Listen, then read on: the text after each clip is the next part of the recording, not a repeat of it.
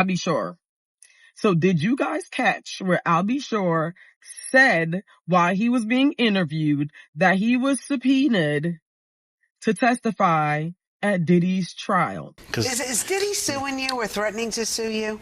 No. No? I have the truth. But one thing is, you have volunteered to testify at the trial, correct? Not as of yet. Actually, I was subpoenaed. Okay. So my attorneys worked something out. So I believe when the time is right, I'm going to discuss it with my attorneys. But you're willing to? Oh, absolutely. Now, we all know that Albie Shore has some tea to spill. And I'm wondering if he testifies. Well, he's subpoenaed to testify. I don't think he got a choice. But this man testifying could possibly open up a can of worms because he gave details about how he was with Kim Porter 2 weeks prior and she was perfectly fine. And out of nowhere, she ends up with pneumonia and she passes away. Albie Shore, the father of Quincy Brown, that shares a kid with Kim Porter, and they still very much so had a very good co-parenting relationship, but Kim Porter did tell Albie Shore to watch his back when it comes to Diddy. All of a sudden, this man ends up in a coma, multiple organ failure. He said that he had a bounty on his head, but that man fought for his life. And now he has a book called Do You Believe Me Now? Or it's coming out. And what I'm trying to figure out though is what does this have to do? How is this relevant to Diddy's case? I think they're going to try to show that Diddy has reach and that Diddy is like, Rico, okay, I want you out the way and I'm going to get you moved up out the way. They're probably trying to show that Diddy was into that type of,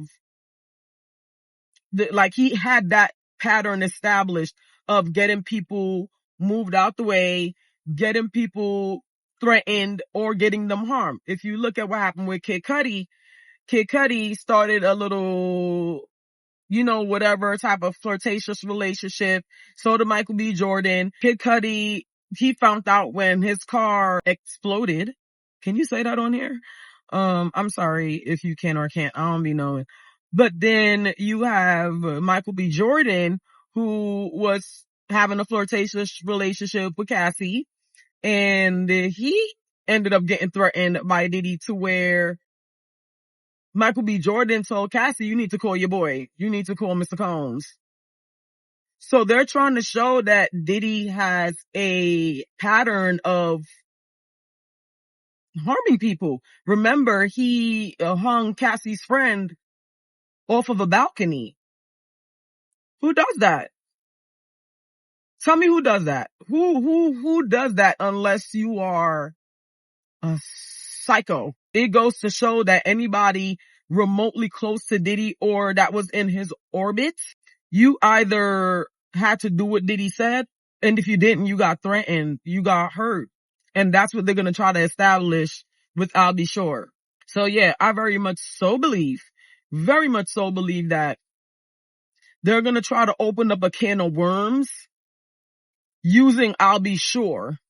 So depending on what Albie Shore states, and if he can provide proof that Diddy was behind him ending up in a coma, that Kim Porter was working on a book or she had a diary of all the things that Diddy did to her, allegedly did to her.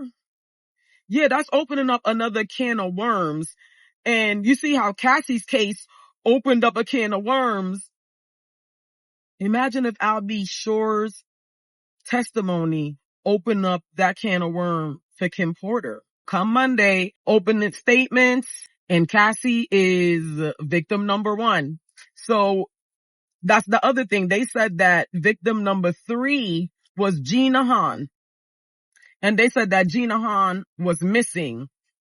Well, we don't know if it's Gina Han for sure, but victim number 3 is missing. And Tisa tells Tisa be doing her research. She got her resources and she be having the tea. And she said she strongly believes that victim number 3 is Gina Hahn. And if you recall, she sat down on Tasha K and she told Tasha K how Diddy did a tap dance routine on her torso and how he pulled her hair. It was actually insane to hear that she went through that. And then she said she was still trying to be with that man. And it was like, what? So yeah, they said that was their star witness. A lot of people were saying, oh, the case was not built around Gina Hahn, but I read on several news media outlets where they said the prosecution's star witness. So if victim number 3 is their star witness and victim number 1 is Cassie, people are like, oh, they built the case around Cassie. No, I think it started with Cassie. And then they found someone else, possibly Gina Hahn, and she had a 5-year relationship with Diddy. Who else had that outside of Cassie? Cassie had 10 years in. You have Gina Hahn with 5 years in, right? And we all know Young Miami, like I said in a post that I did on another platform, I think Young Miami, she's a ride or die. Remember, she was calling people up allegedly on his behalf, like, hey, don't have the baby type thing, because the lady alleged that she got pregnant and that Young Miami called her. Then, if you remember, she was accused of hopping on a private jet and allegedly taking an illegal substance to him. That's what she was accused of doing. So we know she's a ride or die. But yeah, let me know what you guys think in the comments. A lot of people want to see Diddy locked up, and a lot of people think that he should be cleared of the charges because the argument is it was consensual and that's his lifestyle, that people are swingers. And that's true. People are swingers. It's been happening since the beginning of time where couples, they get down in the bedroom with other couples or they swap husbands and wives. I feel like that can be argued that was their lifestyle and that it was consensual. But there's other charges that Diddy's facing, 5 charges.